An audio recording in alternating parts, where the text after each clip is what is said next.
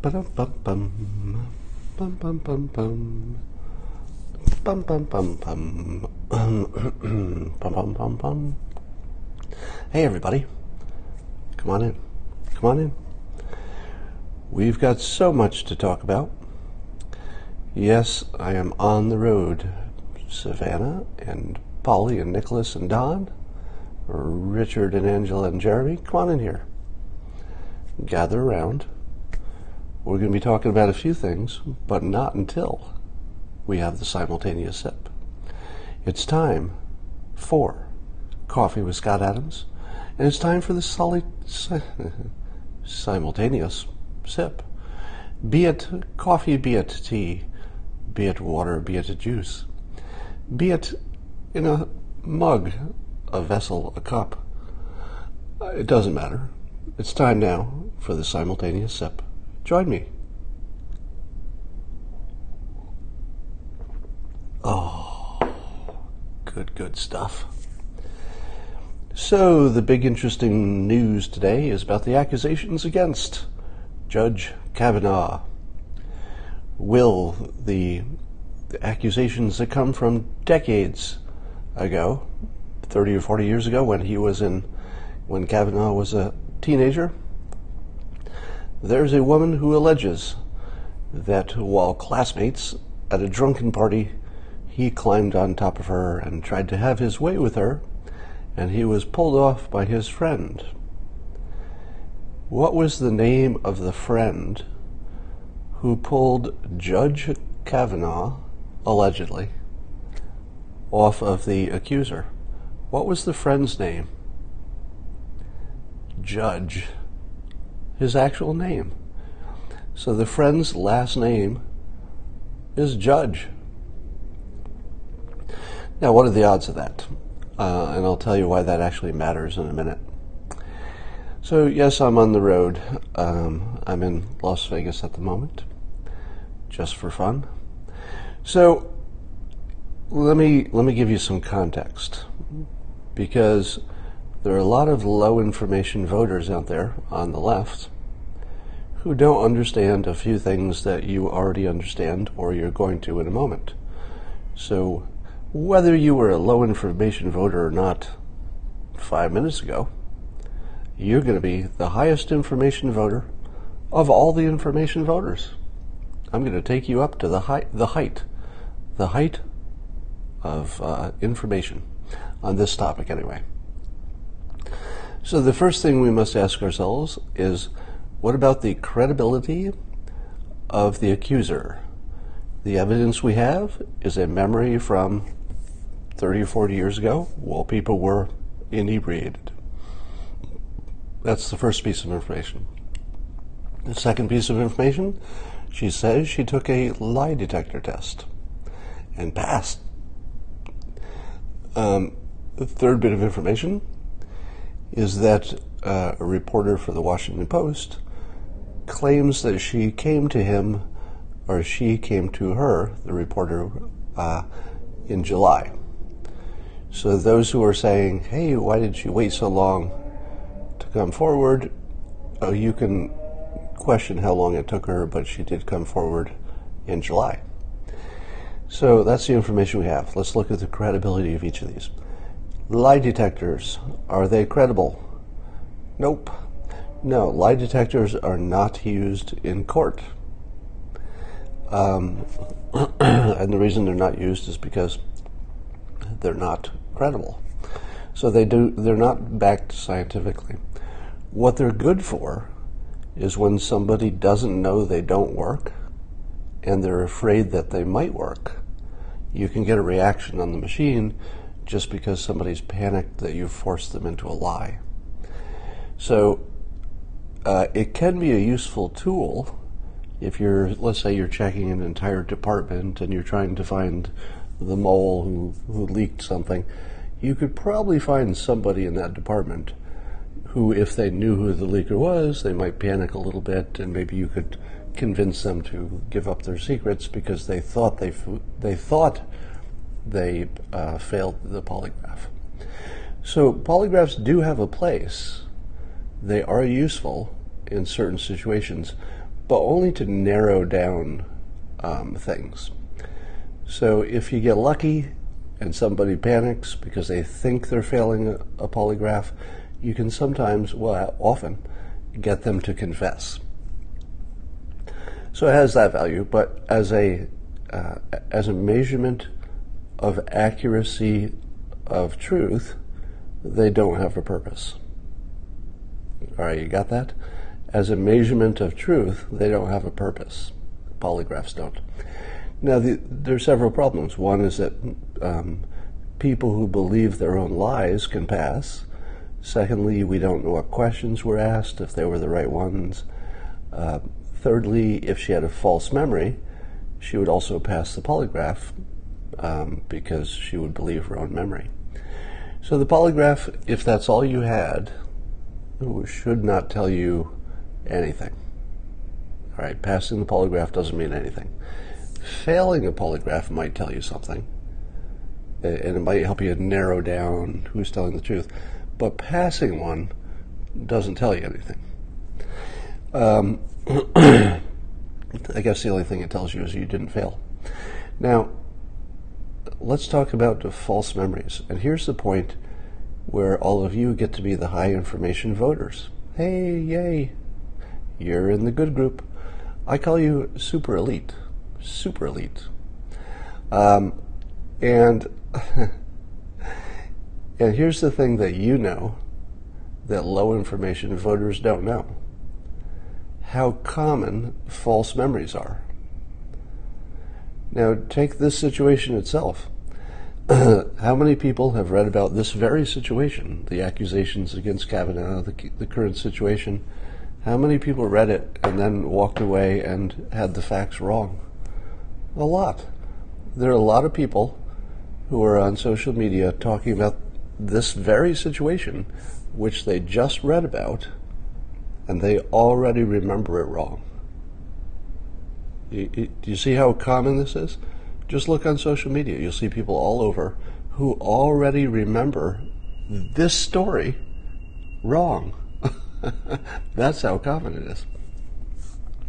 If you were to have let's say, a fight on the street, and then 1 hour later, you gathered up all of the witnesses, and individually, so they're not influencing each other, individually you ask them, what did you see, who started the fight, give us the details, what were they wearing?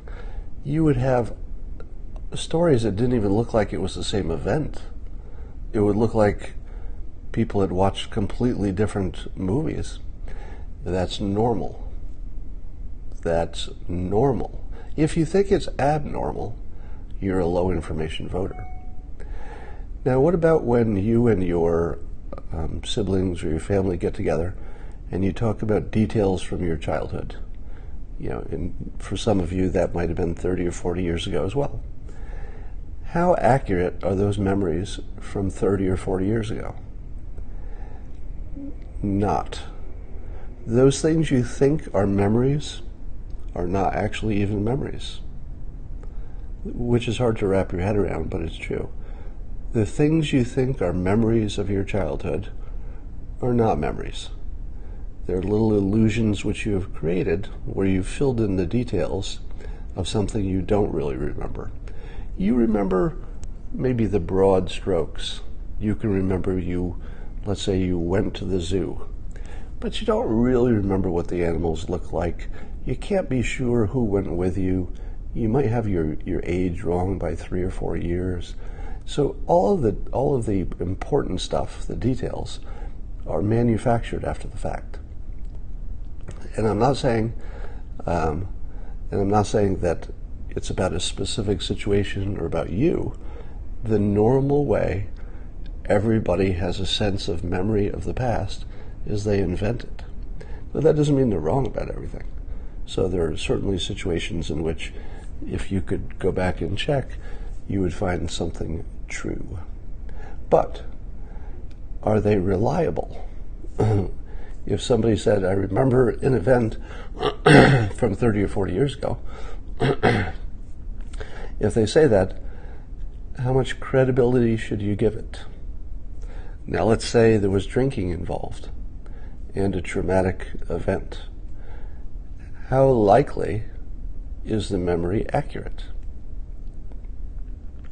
Well, if I had to put a likelihood on it, certainly not more than 50%. I don't think you could actually put a percentage on it, but just in a broad sense, certainly not more than 50% likely to be true. And it wouldn't matter who was telling the story, and it wouldn't matter what it was about. If it was 30, 40 years ago, we would have no way of knowing.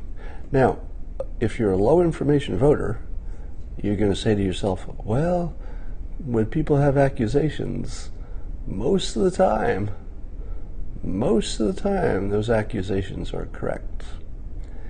And that might actually be true, because most accusations are fresh, and most accusations can be proven by other witnesses and evidence. So it's probably true. Most accusations probably are true. I don't know what percentage, 80%, 99%, most are probably true. But when you go back 30 or 40 years, are most memories true?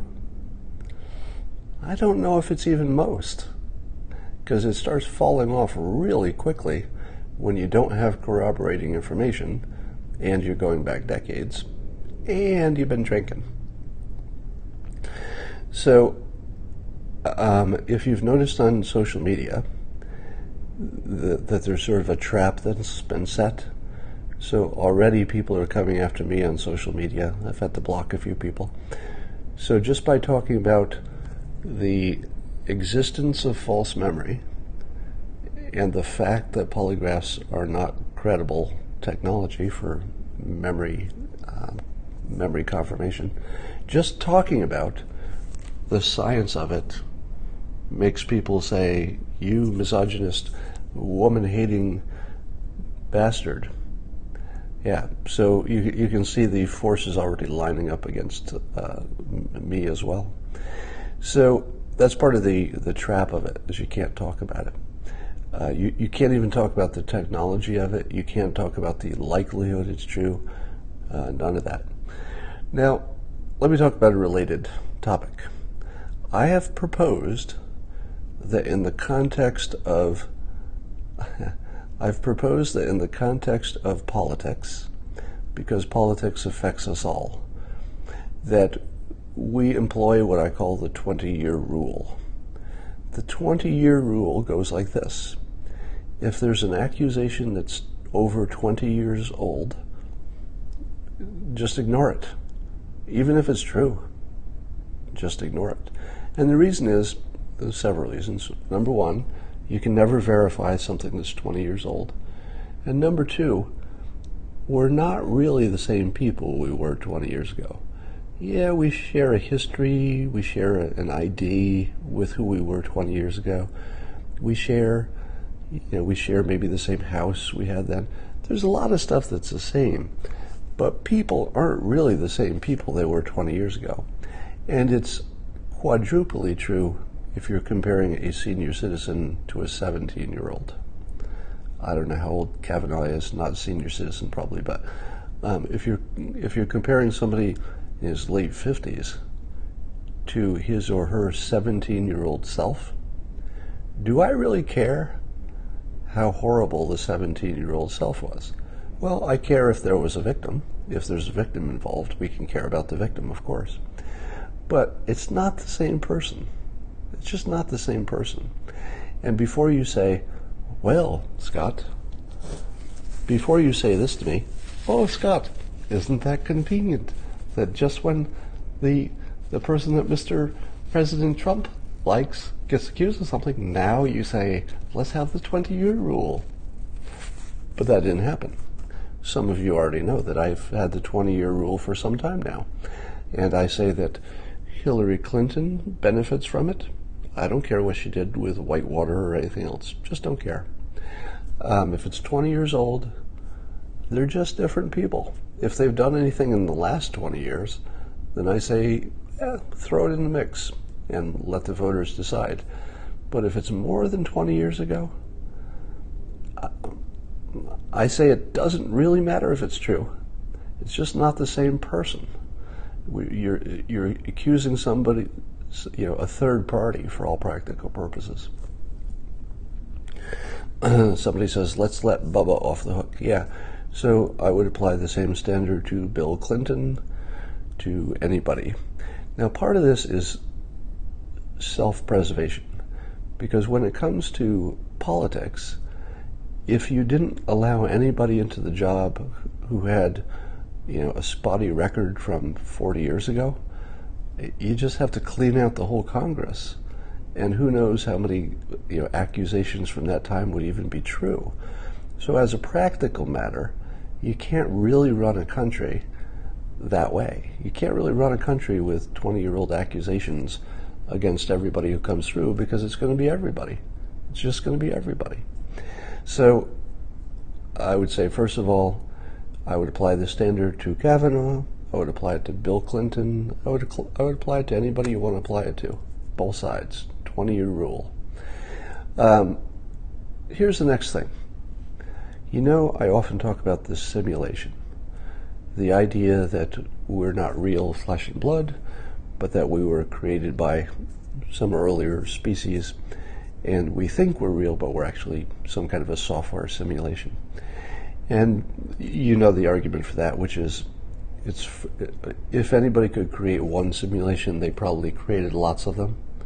So it's very unlikely that we're the original, when the odds of so many simulations being created by now is so high. So here's the evidence you look for to find out if you're part of a simulation. And I think I'm the author of this idea. I've never heard it anywhere, but every time I say I have a new idea, somebody always says, oh, that's in that sci-fi book from 1984, you stole that idea. So I don't know that this is an original idea, but I'm pretty sure I didn't hear it anywhere. So if you've seen it somewhere in a book, let me know. And the idea goes like this, that there is a way for us to determine if we are real, like an original species, or a simulation. And the way you could do that is by looking at how we alleged humans do software development. And if our reality that we see around us, that we can touch and drink, if that reality has the same limitations that a programmer would have built into a software simulation, well, then we're probably a simulation. For example, if you built a simulation, you wouldn't let the characters see beyond the edges of it. In other words, you wouldn't let them get out of the simulation so they could look in and see it. And sure enough, we've got this universe that's infinite, and you can't travel faster than the speed of light, and the universe is expanding at the speed of light because the light itself is expanding or is moving in outward directions. So it fits that. We can't get outside the simulation coincidentally. We can't see the smallest part of the simulation. In other words, no matter how good your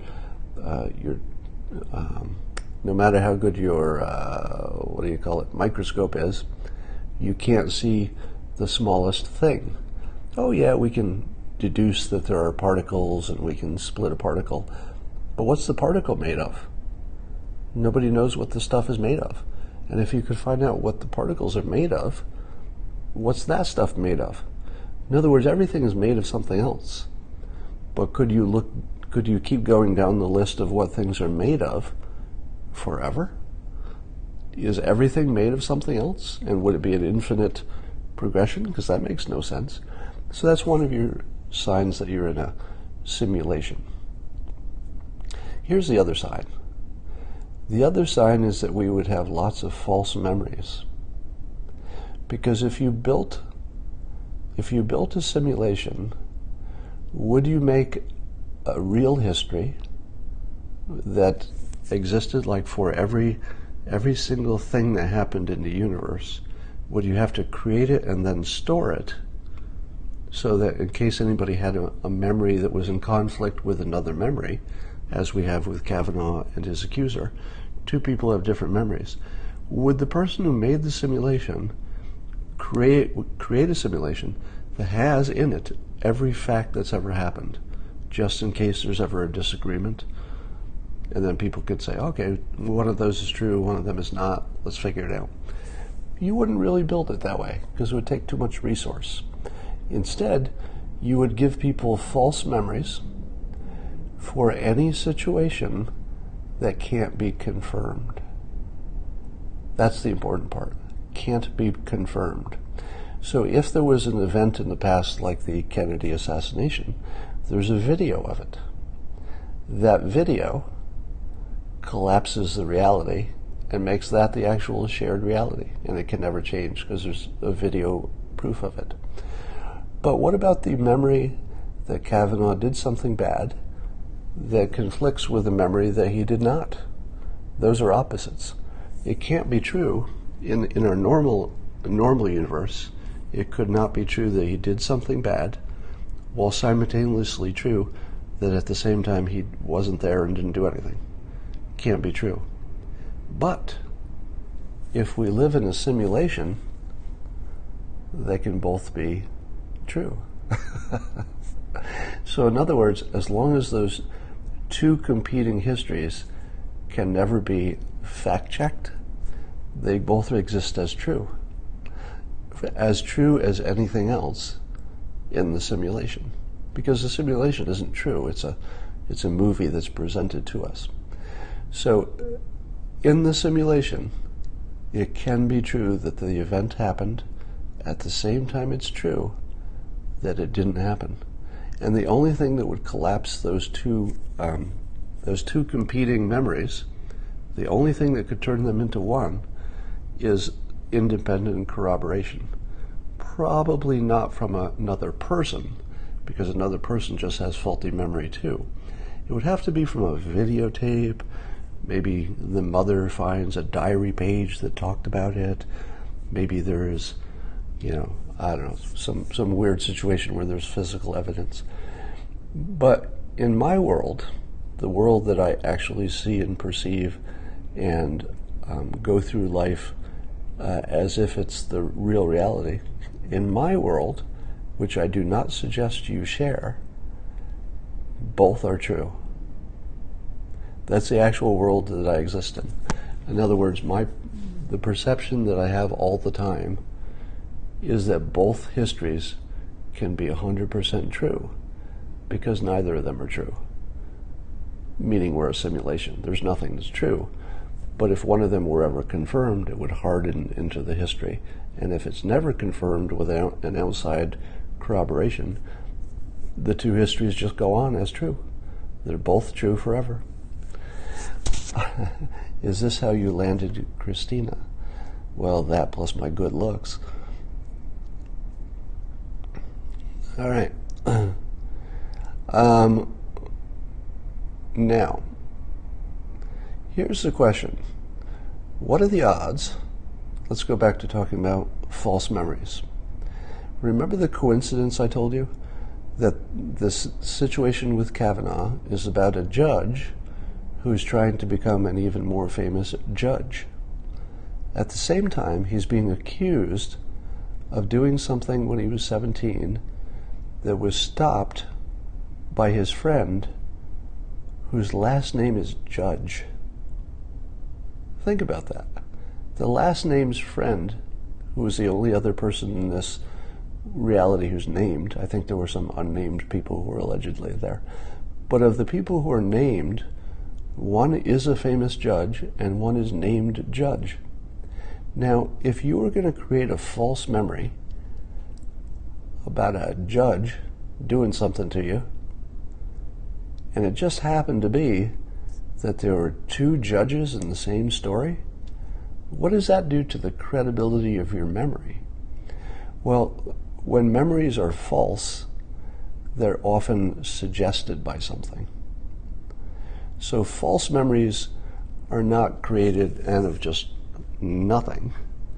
They're usually created out of some experience you've had, something that's suggested. In fact, the main way that a false memory can be created is through questioning. So if you were to take somebody in and the person who was, let's say, saying they were accused of some crime or had some experience like a UFO. Let's say somebody comes in and says, I think I saw a UFO. False memories can be implanted in that person. The details of that can be implanted by the person asking the questions. And this is very well established. There are studies that show you can easily implant false memories by putting them in a suggested form in the question. So if a person came in and said, I think I saw a UFO, here's how you would implant a false memory in that person. You would say, oh, false, yeah, a UFO.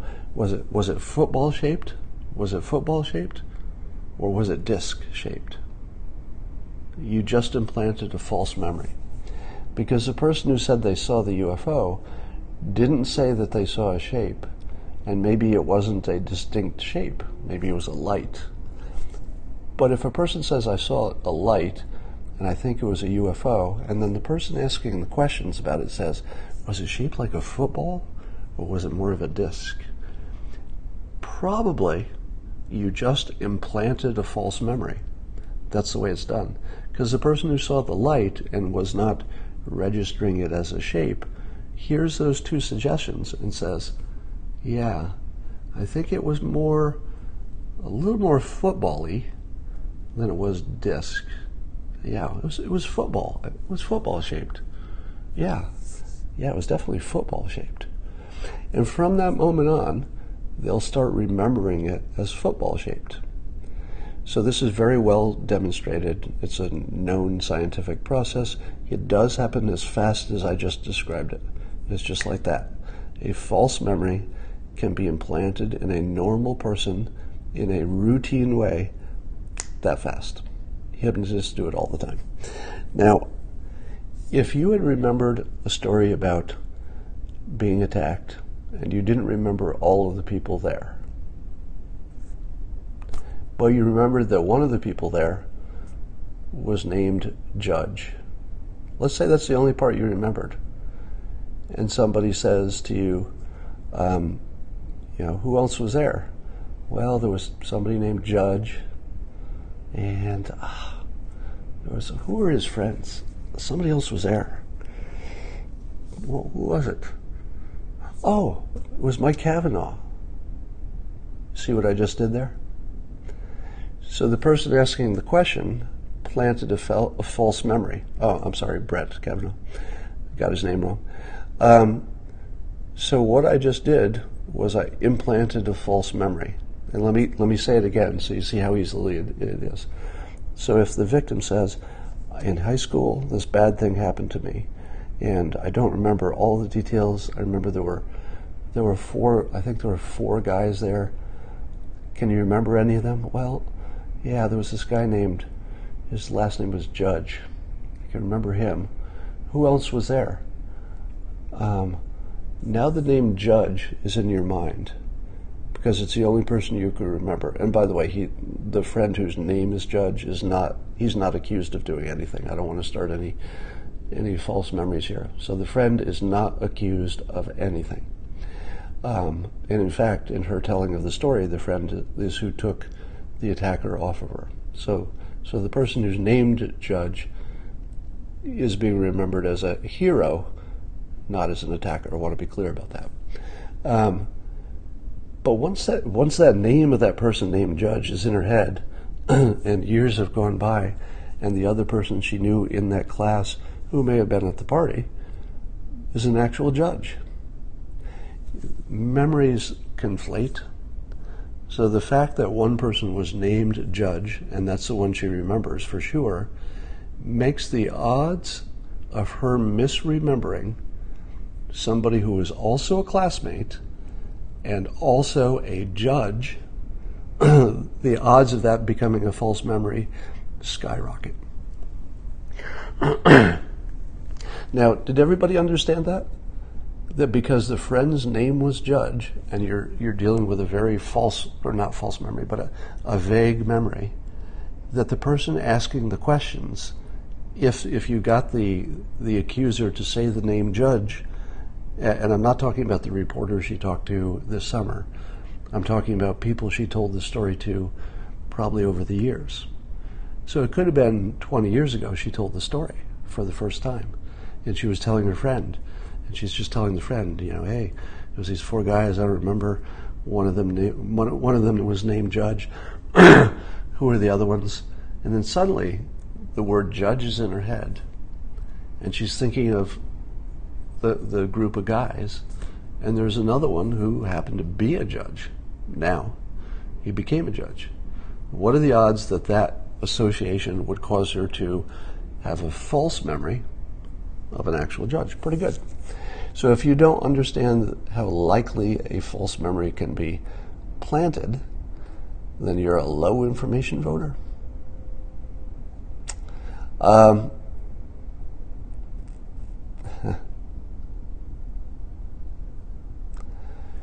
What are the odds it means nothing? You mean, what are the odds that it didn't happen? The odds of some event happening that the accuser was, the odds that the accuser experienced an event is probably closer to 100%. The odds of her remembering it accurately are vanishingly small. The odds of her getting the main parts important, which is, was it an attack? Who was involved? The odds of getting those big facts right, 50-50, maybe. I'd say 50-50.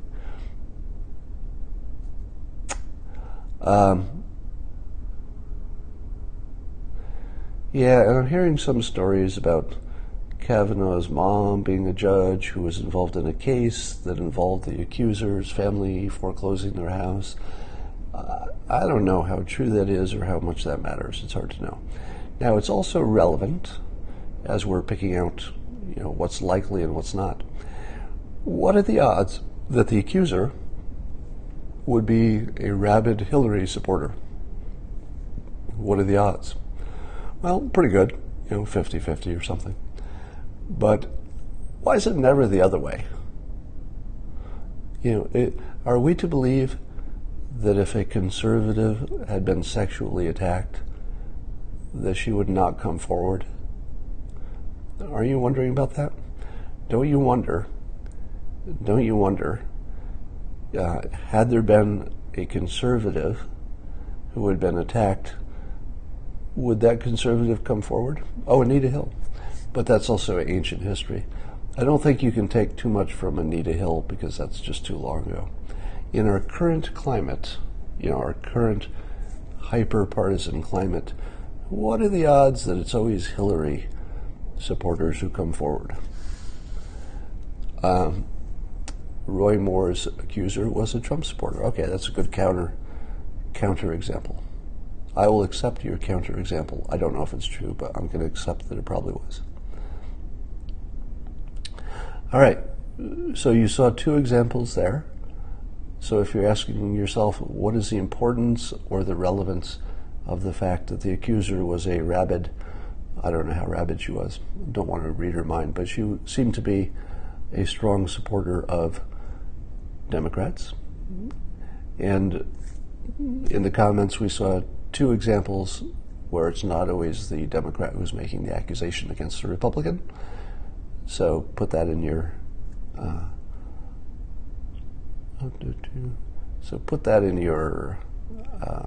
confirmation bias machine.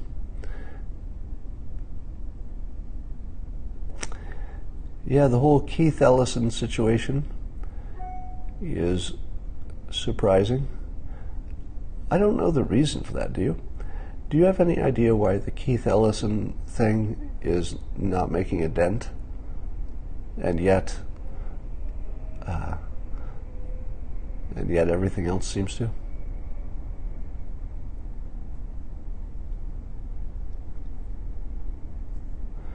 Yeah, let's talk. Somebody made a comment that's a good one. Because people believe, at least on the left, people believe that they're on the side of good and that the other side is evil. Pretty much anything is allowed. The controls are off. Talk about your There's sort of a check and a control on human behavior because other people are watching you. Normally the fact that other people are watching you, and you could go to jail for doing bad stuff too, just the social control on people would cause them not to do terrible things. But we've lost our social control because now people say that other side is a bunch of Nazis. You can do anything you want to a Nazi. There's no control on that. So suddenly you've got a situation where the social controls are off. Democrats can no longer control each other because they don't see the world the way you see it. Franken had to step down. Yeah, so Al Franken didn't have to step down. He just did step down. If he'd stayed, who knows? Get to the Coast Guard story. Yeah, the Coast Guard story. There was a Coast Guard person in the background of a video story, and he appeared to give the white power symbol. Now, I saw that, and I could not for the life of me think of anything that could be that wasn't the white power symbol. In other words, when I looked at it, I thought to myself, okay, whatever that is, it's certainly not, it's not natural looking. It doesn't look natural. But the fact that I think it doesn't look natural, how much does that matter? Doesn't mean anything. The fact that I didn't think it looked natural, that doesn't tell me what another person is thinking or why they're doing anything. It means nothing. Yeah, it could be a troll, it could be accidental, it could not look like what it looked like, could be anything. So I think what you can conclude from it is that you can't really conclude anything from it.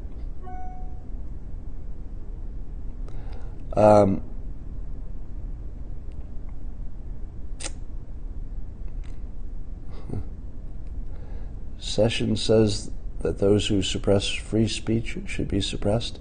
Is he talking about the social media companies? I saw the story that Jack Dorsey of Twitter admitted that conservatives would not feel comfortable at the company, or don't feel comfortable at the company. And I thought, well, that's an understatement. But I think it's important that he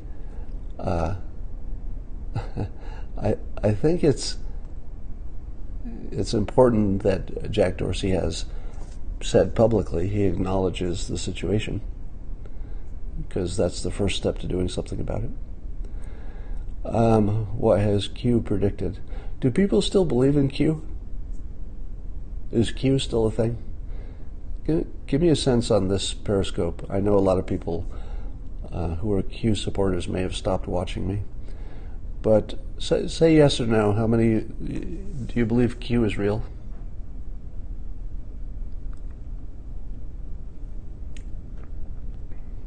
I'm looking at your comments. So look at the comments so you can see your fellow voters.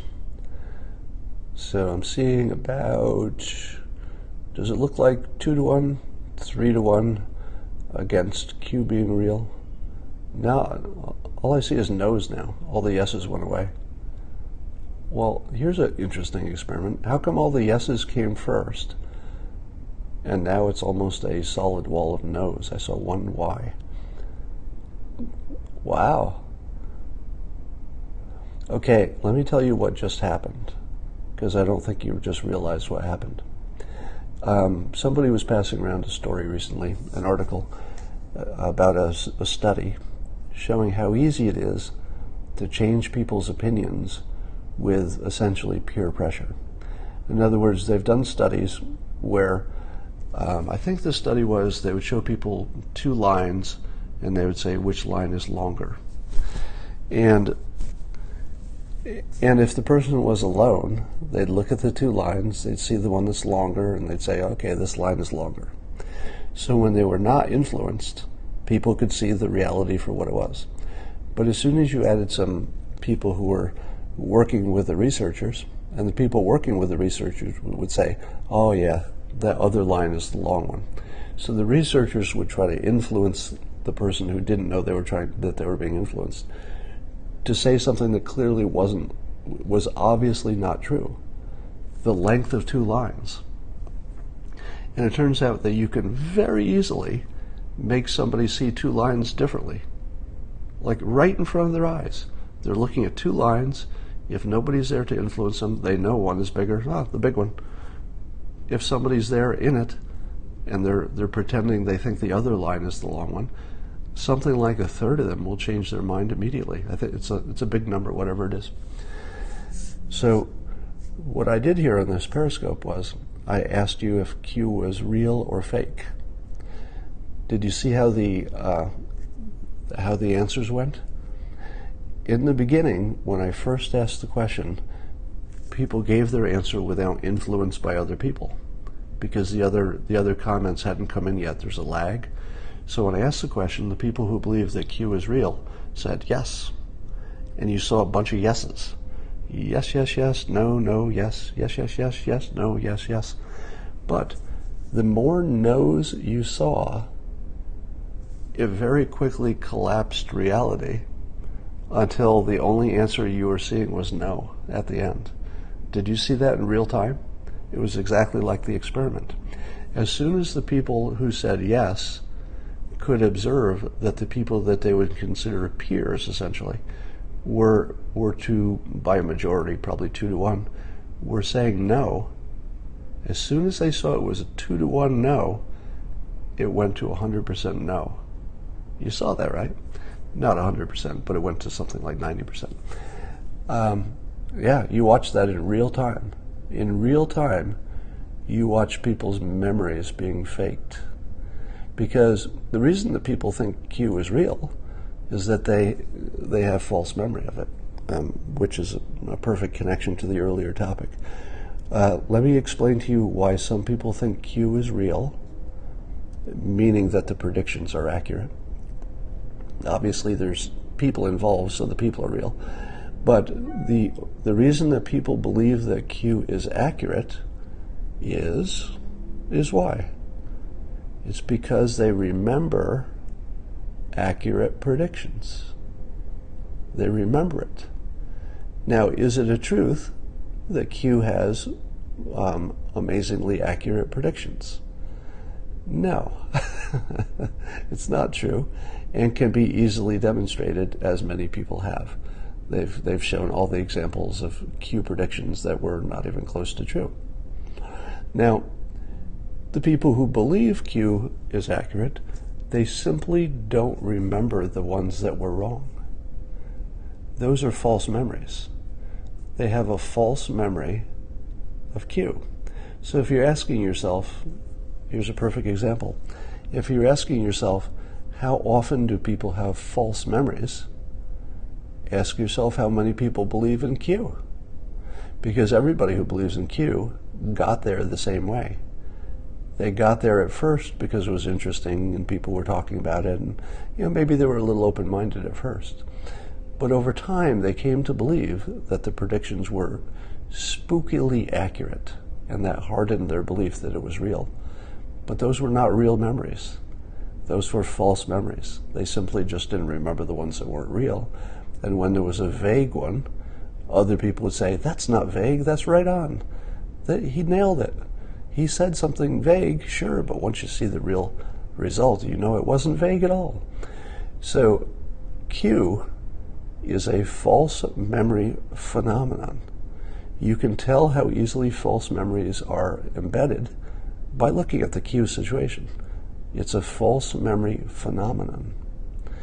I know those of you who are still pro-Q are having a tough time with this. I'm not making fun of you. And this has to be really clear. I am not making fun of Q believers. Because having false memories in this kind of a context is 100% normal. 100% normal. In fact, if you would describe to me this situation, and let's say I'd never been involved with it, never heard of Q at all, and just if somebody came to me and said, hey, there's somebody who claims they're making predictions, and they're making lots of predictions, and some people say they're not coming true, but other people are convinced that they are. Tell me what's happening. If that's all I knew, I would say, oh, that's a completely normal situation. You're talking about false memories. The people who don't see it are always the ones with the better memories.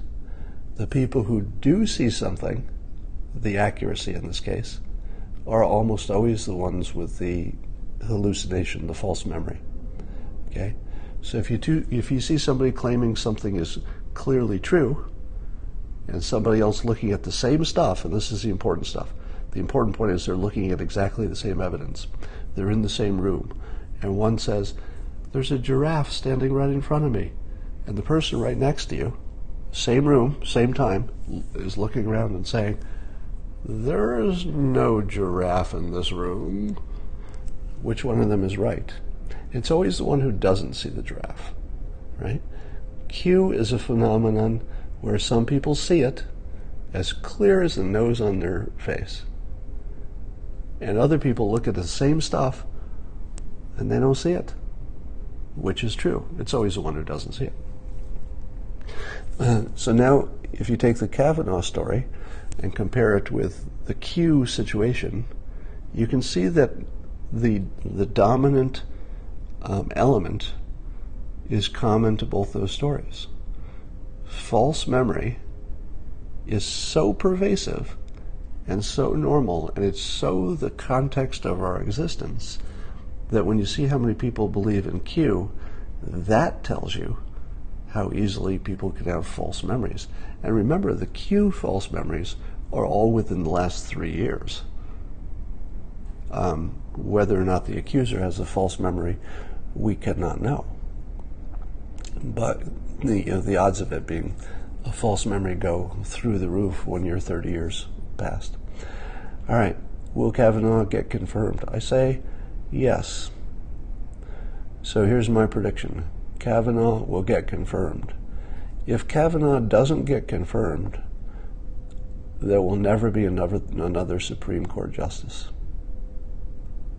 I'm probably overstating it. But if Kavanaugh doesn't get confirmed because of this, there might be something else that comes up. But if it's because of this, then I don't think there'll ever be another Supreme Court nomination that gets all the way through. Because there will always be something as good as this. So I'm guessing that the adults in Congress will decide. Yeah, I'm guessing that the adults will decide that they can't run a country with this standard.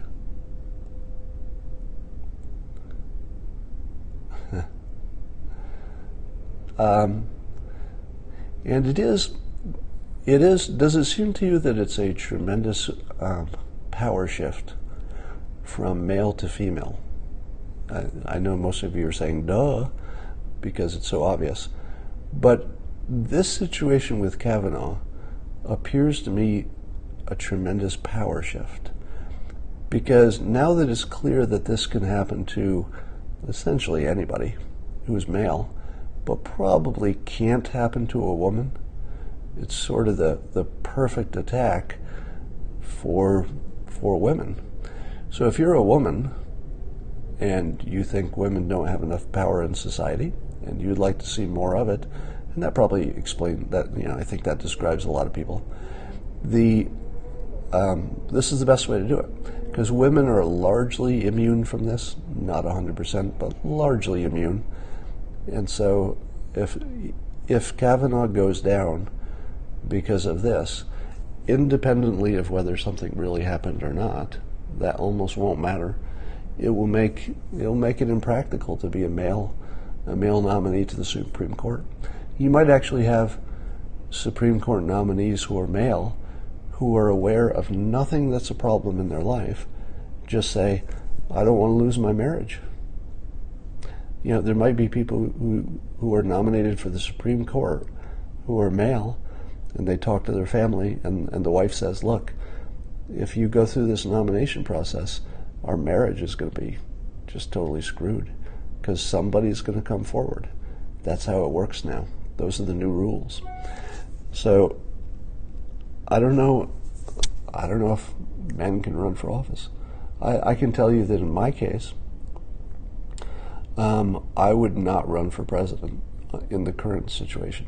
I wasn't planning on it anyway, but if I were, let's say, if I thought I would win. If I ran for president, I would definitely win. But by the way, how many of you think that if I ran for president, I would win? And let's say not against Trump, because I couldn't possibly win against Trump. How many of you think that if I ran in 2024, I could win, if I was just all in?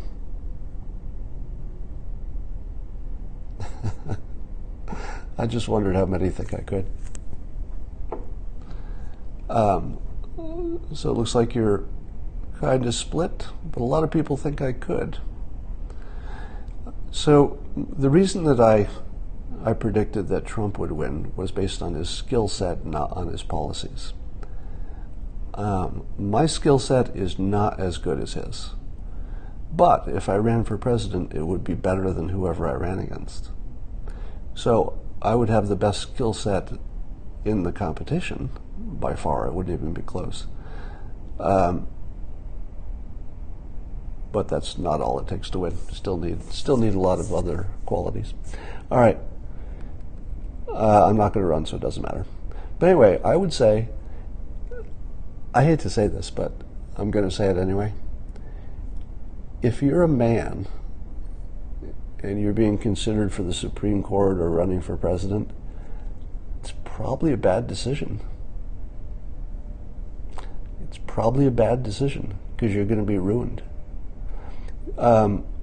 Trump is a unique character because it doesn't seem to matter what we learn about his past. It just doesn't make any difference.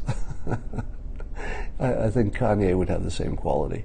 If you found out things about his past, you'd say, well, it wasn't a big surprise. Oh, me and Candace. That would be an interesting package. Imagine me running for president with Candace Owens as my vice president candidate. I think Candace would have one problem with that plan. What would Candace's problem be? What problem would she have being on a ticket with me as president and her as vice president? Because it should be turned around.